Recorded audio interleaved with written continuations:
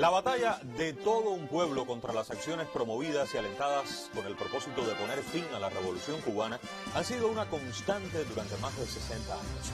Así como las acciones subversivas han estado presentes durante un tiempo, también durante todo ese tiempo terminan una y otra vez en fracasos. En este programa, que se dedica a abordar desde la óptica jurídica los más variados temas de la agenda nacional, hoy pondremos la mirada en el ordenamiento jurídico cubano y en esas herramientas que son desde constitucionales, están en las leyes constitucionales, legales, que permiten combatir estas conductas y defender desde el derecho nuestro proyecto político-social. Acompáñenos, ya comenzamos. Buenas noches.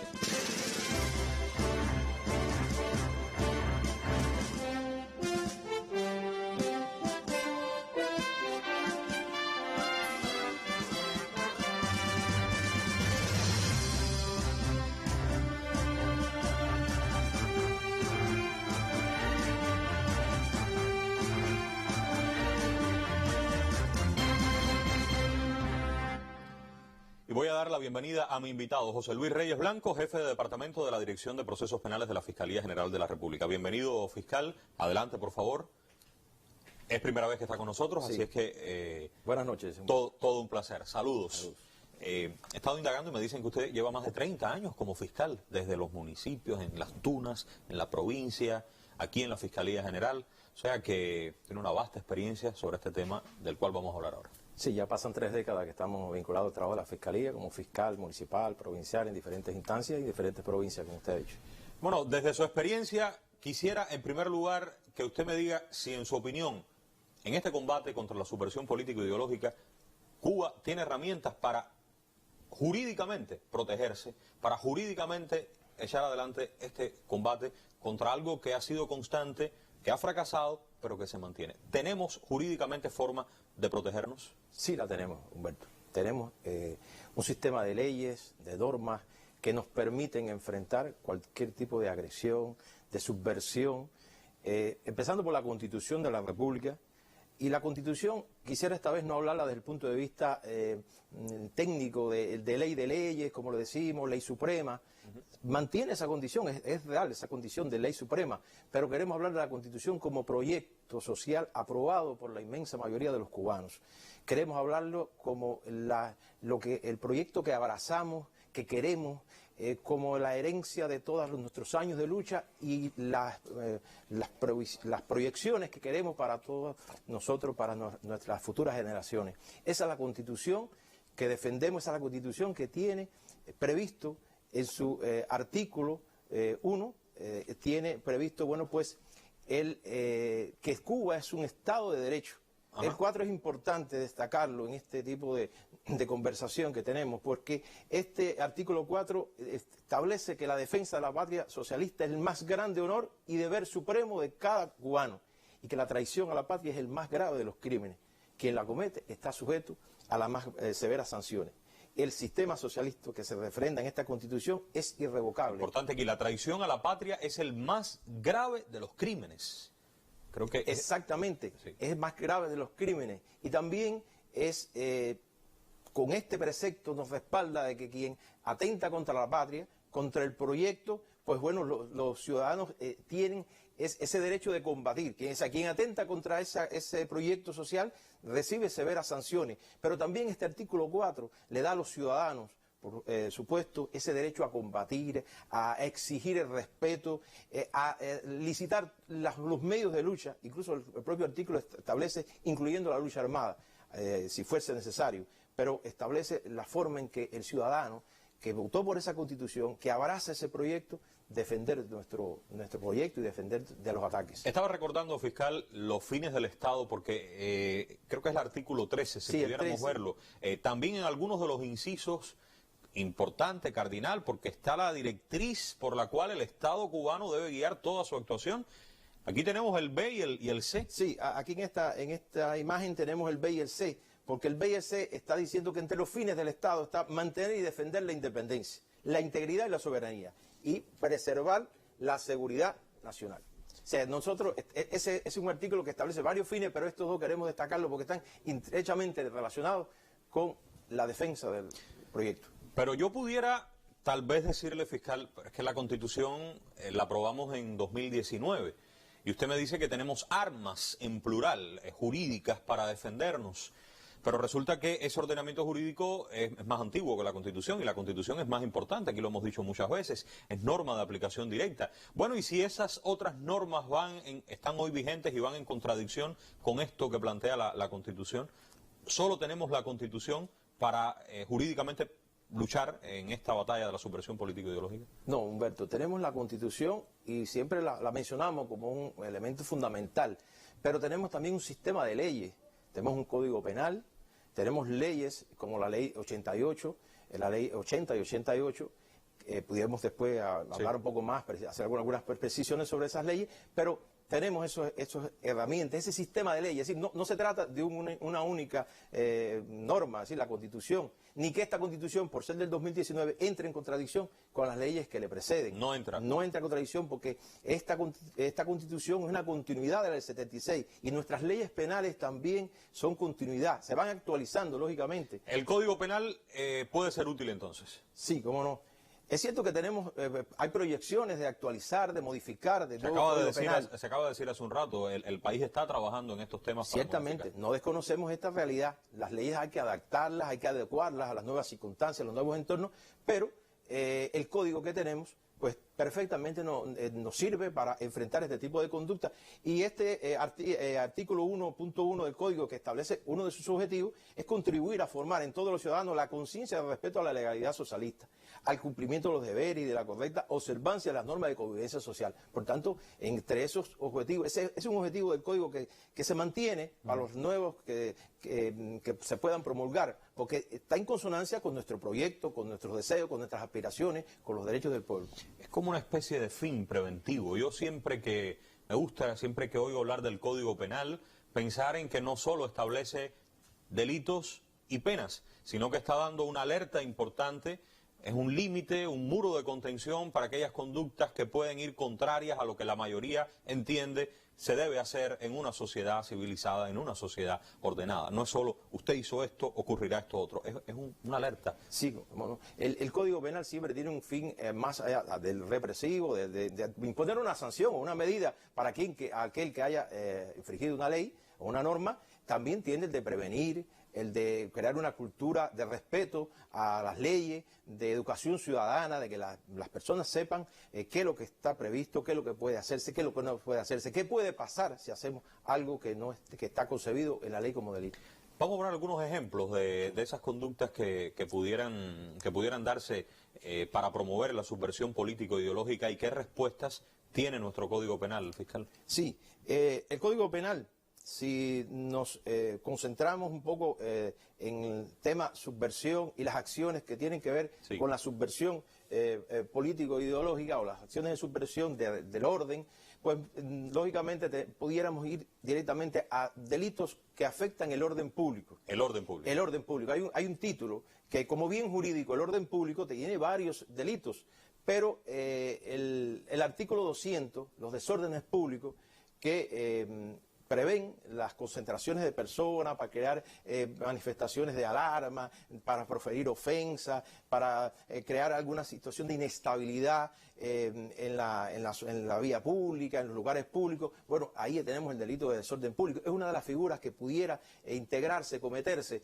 en actos de estos donde se concentren personas, donde hagan actos ofensivos, de provocar enfrentamientos con la autoridad. Y si llega la autoridad a ese presunto desorden público, fiscal, y la autoridad comienza a actuar, ¿qué pudiera pasar ante la falta de cooperación de quien promueve el desorden público? Lo primero que debemos decir es que la autoridad entra a actuar con legítima, o sea, es legítima la actuación de la autoridad. Pero la autoridad tiene un fin, entre sus fines, de preservar el orden, de velar por la tranquilidad ciudadana. Y si hay un grupo de personas que están persiguiendo alterar esa ciudad, ese estado de cosas, alterar ese orden público, bueno, pues lógicamente la autoridad debe actuar. Si la autoridad actúa y contra la actuación de la autoridad se provocan actos violentos, actos de ofensa, de agresiones, de resistencia, oposición, bueno, pues hay conductas delictivas previstas en el Código Penal que perfectamente también se pueden encuadrar. ¿Ya no sería el desorden público solamente? No, serían, digamos, ese conjunto de manifestaciones delictivas está en una parte del código que se plantea que son ofensas, agresiones contra las autoridades y sus funcionarios. Por tanto, son una gama de delitos que, bueno, están ahí en el código y son utilizados en pudiéramos ver, por ejemplo, la resistencia que está en uno de los artículos, si pudiéramos mostrarla. La resistencia, la desobediencia, el desacato, que es la ofensa, algo que incluso a veces se está utilizando con mucha frecuencia, el hablar con un lenguaje agresivo, ofensivo, dando falsas imágenes de la autoridad. Esas son conductas que se integran el delito de desacato, y el de resistencia, el de oponerse a que la autoridad actúe de la manera en que le está encomendada como misión, como tarea fundamental. ¿Qué estamos mostrando? La manera en la que lo refleja el código. Por ejemplo, el desacato, artículo 144, establece una sanción de 3 meses a 1 año o multa de 100 a 300 cuotas o ambas. Usted hablaba también de, bueno, ya veíamos la resistencia, el desacato, está el caso de la desobediencia. Yo estaba pensando también, fiscal, la cuestión relacionada con la propaganda, la propaganda enemiga. ¿Esto se regula de alguna forma? Sí, ya hay lo que vamos a otra. Nos movemos ya de este tipo. Nos vamos a otro, digamos que familia de delitos, otro bien jurídico, que es el de la seguridad del Estado. O sea, hay delitos que afectan la seguridad del Estado. El de propaganda enemiga está regulado, está regulado, sí. Artículo 103. Digamos, ahí establece las sanciones. Y dice, bueno, incite contra el orden social, la solidaridad internacional o el Estado socialista mediante la propaganda oral o escrita o en cualquier otra forma. Y confeccione, distribuye o posea propaganda de carácter mencionado en el inciso anterior. Es un poco más fuerte la sanción aquí, sí, de 1 a 8 años. Porque aquí, fíjese, esa conducta pudiera integrar otro delito si no tuviera el propósito de afectar la seguridad del Estado. Y entonces aquí se ve que hay un ánimo, es decir, no es el hecho de escribir una propaganda por escribirla, es una propaganda que tiene un fin, persigue un objetivo, es crear un estado de confusión, de desconfianza del Estado, de atacar al Estado, a la esencia misma del Estado, y entonces justamente es merecedor de una conducta mucho más lesiva, mucho más agresiva, y entonces por tanto es merecedor de una sanción mucho más severa. Recuerdo la cuestión de los símbolos patrios, ultrajar los símbolos patrios. Aquí hablamos en algún momento, pero quiero aprovechar su presencia hoy para recordar, aquí hay otros elementos de la propaganda enemiga, porque tiene unos cuantos acápites, pero quisiera pasar al ultraje de los símbolos de la patria. Sí, este es de los delitos que se encuentran en el Código contra el Orden Público. Hay delitos del ultraje de los símbolos de la patria que prevé sanciones para el que muestre desprecio a la bandera, el himno o al escudo nacional. Y bueno, establece sanciones de las que están vistas ahí en la pantalla. Hay que decir que son ataques directos a cuestiones, digamos que son sagradas para el cubano. O sea, su bandera, su himno, su escudo, su busto de un héroe, de un mártir. Entonces, son cosas muy sagradas que laceran mucho el sentimiento de cubanía, del sentimiento patrio. Y son conductas también que están previstas en el Código, como les decía, en los delitos contra el orden público, que también pudieran cometerse por este tipo de personas. Lamentablemente, pudiera darse en este actuar de la subversión político-ideológica el hecho de que se llegue un poco más allá. Se produzcan incluso daños en espacios físicos, en instalaciones. ¿Cómo refleja esto el código? Hay conductas que se cometen por individuos que ejecutan actos, digamos que vandálicos. Pudiera ser actos vandálicos, graficándolo un poco más, contra establecimientos comerciales, lanzamiento de objetos, piedra para dañar a los establecimientos comerciales. Hay actos incluso contra, o pueden darse actos, no es que él esté asegurando, pueden darse actos de enfrentamientos o de ataques a instituciones estatales, centros de generación eléctrica, escuelas. En realidad, en los proyectos de estas personas que aceptan convocatorias de cometer actos de esta naturaleza, están previstos los más disímiles objetivos, siempre con el propósito de atacar o de enfrentar las instituciones estatales. Ese sería el delito de sabotaje. Ese es un delito de sabotaje. Que tiene, veo, varios incisos porque lo va detallando casi... Sí, el delito de sabotaje es muy específico y lo va señalando, pero en esencia es eso, es decir, es provocar una afectación a instituciones estatales, a instalaciones estatales, pueden ser a centros de generadores de energía, es decir, digamos que a lugares importantes, neurálgicos para la vida económica de un lugar, y puede ser también a proyectos, instalaciones, digamos, educacionales, o sea, hay varios aquí posibilidades. Vemos que incluso el artículo 105 establece sanciones muy severas, de 10 a 20 años, dice por acá al inicio. Es que es muy grave la conducta. Si se ocasionan lesiones graves o la muerte de alguna persona, si se utiliza el fuego. Es que es muy grave la conducta, le decía Humberto. O sea, el Código Penal, código que está hecho para defender los intereses del pueblo, código que tiene sus fines, nos recordamos lo que habíamos dicho, los objetivos de este código, y son conductas muy graves. ¿Y qué puede pasar para la persona que daña un bien de uso colectivo? O sea, el que daña un lugar donde se genera la energía eléctrica, el que daña una escuela, o el que daña una fábrica donde se está produciendo, sobre todo incluso en estos momentos, sí, donde con tanta hostigamiento, con tanta guerra, con las carencias de determinados recursos. Entonces, son conductas muy graves que deben ser merecedoras de sanciones muy severas. Hemos mencionado en no pocas ocasiones el fenómeno del mercenarismo fiscal. Lo que no lo hemos hecho tal vez desde la perspectiva penal. Quiero también aprovechar, porque sé que lo refleja el Código Penal. ¿Tiene alguna particularidad? ¿Cómo entender la idea del mercenarismo desde el derecho penal vigente en Cuba? Bueno, el delito de mercenarismo, bueno, está ahí, artículo 119 del Código Penal. Pero antes de caer a temas técnicos, ¿no?, a la descripción, que pueden estarlo leyendo ya el texto exacto del Código Penal, debemos decir que estos son, primero que el mercenarismo es un delito que se regula en todas las leyes, o sea, es decir, está previsto en documentos de Naciones Unidas que debe regularse por los estados nacionales. Es decir, las leyes de cada estado deben regular el delito de mercenarismo. Es digamos que dentro de los documentos de Naciones Unidas está establecido con carácter preceptivo. Precisamente porque el mercenario primero es un individuo sin patria, es un individuo que se vende al mejor postor, es un individuo que comete los hechos no porque tenga determinada filiación política, porque quiera o porque tenga determinado proyecto social, es un individuo que es capaz de matar, si fuera necesario matar, de incendiar, si fuera necesario incendiar, de destruir, si fuera necesario destruir, de difamar, si fuera necesario difamar, por dinero. Es decir, que aquí el elemento dinero, el elemento de que las personas hagan las cosas por dinero, es lo que distingue, lo que destaca este hecho delictivo. Y en el código hay otros delitos que se cometen, que digamos está lo que llamamos ánimo de lucro, es decir, las conductas que se cometen por una motivación económica. Pero aquí es hacer cualquier cosa, si fuera preciso matar. Es lo que, o sea, la gravedad de esta conducta.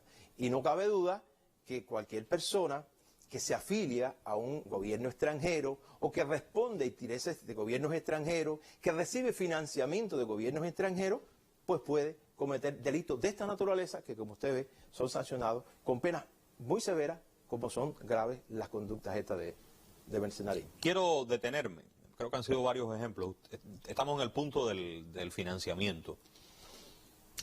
¿Cómo entender jurídicamente lo que es financiamiento? Porque quizás pudiéramos pensar que financiamiento es sacar dinero del bolsillo y entregárselo a usted, pero el mundo ha cambiado mucho. Hay muchas maneras hoy de yo poder transmitir dinero o cualquier otra forma para yo recompensar una actitud de alguien, una conducta de alguien para cometer alguno de estos actos. ¿Cómo ustedes ven eso hoy? Ciertamente, o sea, todas las conductas estas hay que verlas en su contexto actual, en su momento. Y es cierto que las formas de financiamiento han variado. Pudiera mantenerse la tradicional entrega de dinero o de un salario, que es como a veces ha funcionado por los años, de un salario. Pero ya el que paga mercenario tiene diferentes formas de pagar ese acto mercenario. Y el que cobra como mercenario, pues también recibe cualquier tipo de retribución o de beneficio, digamos, material. Pero que además no solamente lo comete o lo puede cometer esta persona que lo recibe, sino que en este entramado de que le llegue el dinero a quien lo va a recibir porque va a hacer el trabajo sucio, O sea, eso utilizo el trabajo sucio porque dentro del argot del mercenario y del que financia también utilizan esa expresión. Bueno, el que va a hacer el trabajo sucio para que llegue ese dinero puede que pase de mano en mano, de parte en parte, vayan quedándose en algunas partes y al final llegue un dinero. Por tanto, todas las personas que participan de ese, como le decía, entramado, de esa cadena de suministros de dinero o de cualquier otra ventaja o beneficio económico, que son disímiles. Un regalo. Puede ser un regalo, una recarga de un teléfono, puede ser un pago por la posibilidad de hacer algo, una decisión. Sí, puede ser algún estímulo. Ya le decíamos que algo que la persona lo recibe como una gratificación, como una recompensa, porque hizo lo que le pidieron que hiciera. Estaba pensando, mientras usted decía eso, fiscal, esas maneras de terciarización que agencias del imperio realizan para también lavar un poco el dinero. Hemos hablado de premios que se otorgan a personas y eso va lavando la imagen, de visas que se otorgan para viajes. O sea, que yo creo que las formas son indudablemente muchísimas, ¿no? Así es. ¿Y hay consecuencias, en su opinión, para aquellos que financian desde el exterior? Si no están en Cuba, no les pasa nada, eso queda impune totalmente. Bueno, la propia legislación nuestra, esa que le decía que teníamos leyes para enfrentar este tipo de conducta, nos permiten, nos posibilitan el juzgamiento de personas que no se encuentren en el país. Es decir, que están financiando y que no están en Cuba. Que están financiando o que tengan un nivel de participación, porque puede ser que algunos financien, pero otros convoquen, otros coordinen y entonces tengan un nivel de participación para que esta acción que pretenden se realice aquí en Cuba tenga éxito. Y entonces todas las personas que puedan tener un nivel de participación, bueno, pues tienen o pueden ser procesadas. Y pueden ser procesadas en ausencia. O sea, en Cuba tenemos el procedimiento expedito, lo tenemos en nuestra ley de procedimiento penal, que también será adecuada en los próximos meses, pero la que tenemos perfectamente recoge el procedimiento, la forma en que deba ejecutarse ese tipo de proceso y juzgar en ausencia a aquellas personas. O hacer también algún tipo de cooperación jurídica internacional, trasladarle al Estado donde se encuentren los hechos que ha cometido, si son hechos delictivos. Ahí, bueno, entran otras consideraciones de índole de derecho comparado, del derecho en los lugares donde se encuentra, pero bueno, existe la cooperación jurídica internacional. Eso es posible. Que es posible, es decir, lo que le quiero... Al amparo de la legislación vigente en Cuba. De la legislación vigente es posible la cooperación jurídica y el juzgamiento de personas que se encuentran en el exterior por las leyes cubanas porque cometen actos que se consuman, que tienen como afectación, si la afectación la provocan aquí en Cuba. Yo recordaba, y quiero que me acompañen, ir hasta el sitio de la Asamblea Nacional del Poder Popular, porque existen dos leyes vigentes desde hace ya algunos años, finales de los 90. Está la Ley de Reafirmación de la Dignidad y Soberanía Cubanas del año 1996 y una segunda, vamos a verla por favor, también usted puede consultarla en el sitio de la Asamblea, que es la Ley de Protección a la Independencia Nacional y la Economía de Cuba. Esto es muy interesante porque se trata de un escenario en el cual el Estado, usted ha explicado el código penal, ahí están esos hechos, ahí están las penas, pero resulta que tenemos estas leyes también vigentes que establecen que si usted realiza determinadas conductas en función de subvertir el orden, habla de la ley Helmurton que lo que persigue es destruir nuestro sistema económico, político y social. Si usted lo que persigue es eso, pues entonces ya no voy al Código Penal, sino que voy a lo que establecen estas leyes con sanciones incluso mucho más severas que la que usted acaba de explicar aquí. Por favor. Efectivamente. Esta ley, que como usted decía, es del año 99, es una ley que es consecuencia de la ley 80, que es del año 96, y que como usted decía, bueno, pues se hace para protegernos de la ley de Helmurton y de todas las acciones agresivas que se implementaron a partir de la promulgación de esa ley por el gobierno de los Estados Unidos. Esa ley que se llama Ley de Reafirmación de la Dignidad y la Soberanía.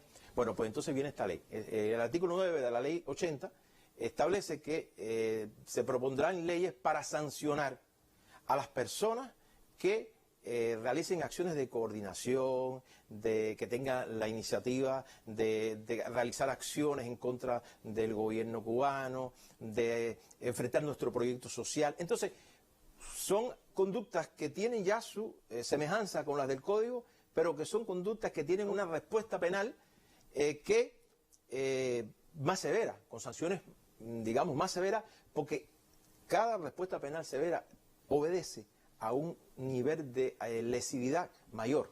Yo creo que por cuanto, vamos a acompañar, vengan conmigo, miren lo que dice, de la ley 88.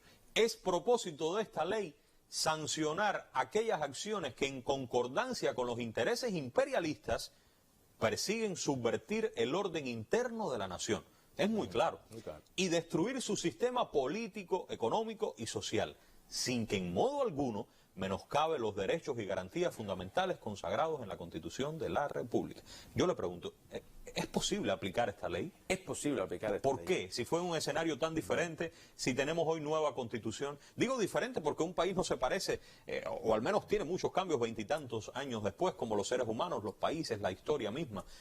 ¿Por qué podemos aplicar esta ley teniendo en cuenta lo que dice por cuánto? Bueno, esto diríamos, esta ley 88 diríamos como se conoce como una ley especial, que tiene una regulación mucho más específica de este tipo de conducta.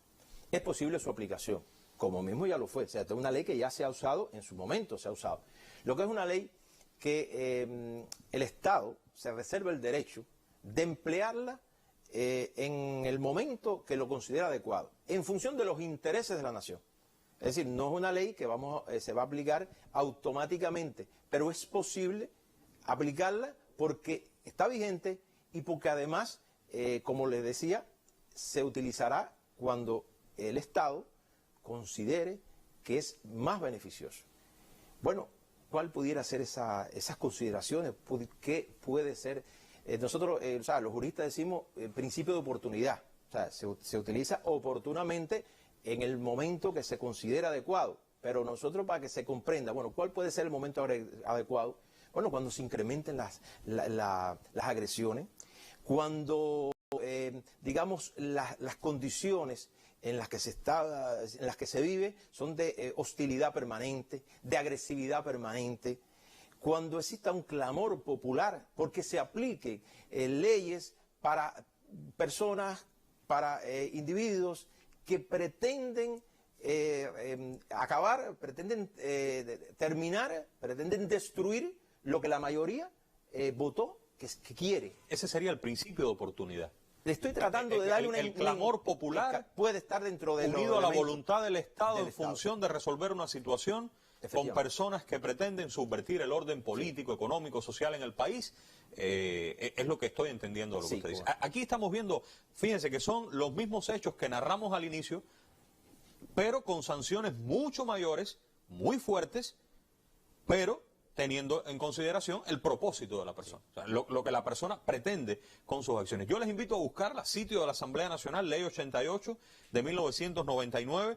Aquí pudiéramos detenernos, fiscal, en algunos de los preceptos. Incurre, por ejemplo, en sanción de privación de libertad de 2 a 5 años, quien proponga o incite a otros por cualquier medio a ejecutar algunos de los delitos previstos en esta ley. Hay que leerla, indudablemente, refrescarla. Ley 88. Yo quisiera terminar con lo siguiente. Quiero hacerle varias preguntas para reafirmar un poco lo que usted ha dicho e irnos con esas ideas.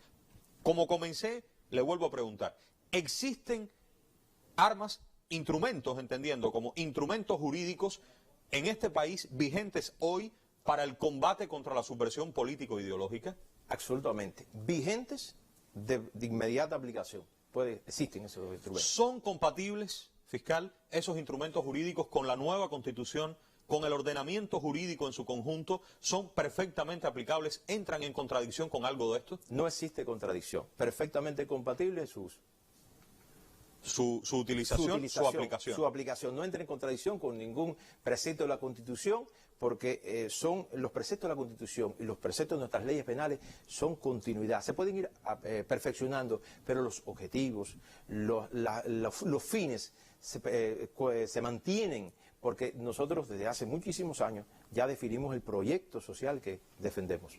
Esta ley especial, estas leyes especiales, son creaciones, esta modalidad únicamente de Cuba para conductas más graves, o sea, que el país se defienda, que una nación defienda de manera muy especial cuando es atacada desde la subversión así de esta forma? ¿Esto es solo en Cuba? No, de ninguna manera. Tenemos varios estados, incluso por áreas geográficas. O sea, hay países de Europa que lo tienen, hay países del área que lo tienen. O sea, son leyes especiales que los estados ponen en vigor para protegerse. Los estados tienen que protegerse de las minorías que quieren a veces de manera violenta acabar con el Estado, eliminar el proyecto social, y los estados tienen la obligación de protegerse. Como es una respuesta mucho más fuerte, entonces respetamos menos en ese caso las garantías y los derechos de las personas que cometan estos actos. De ninguna manera. En uno de los preceptos de la ley 88 lo señala, el respeto a los derechos y las garantías, que como todos sabemos,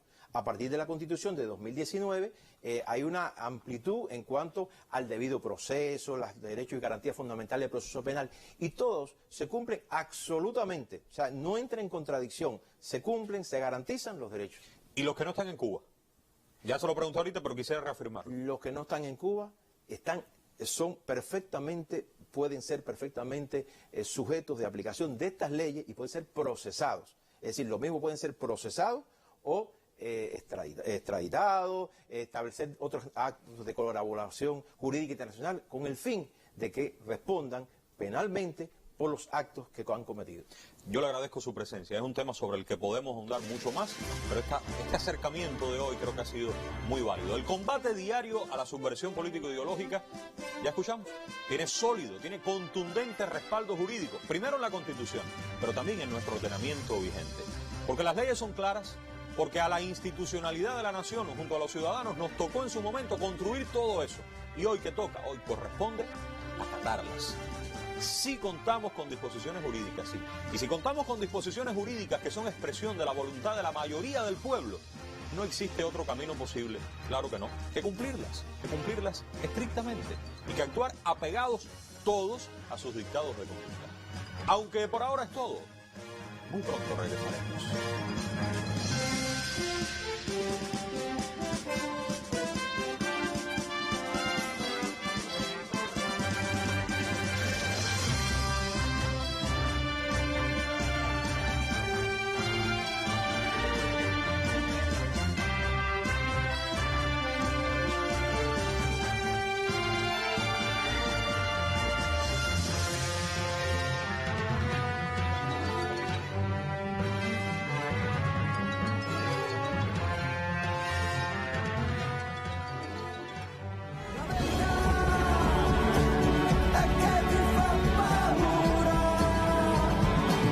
Una comedia italiana le ofrecemos el domingo en calidad de estreno en el programa Locura de Verano.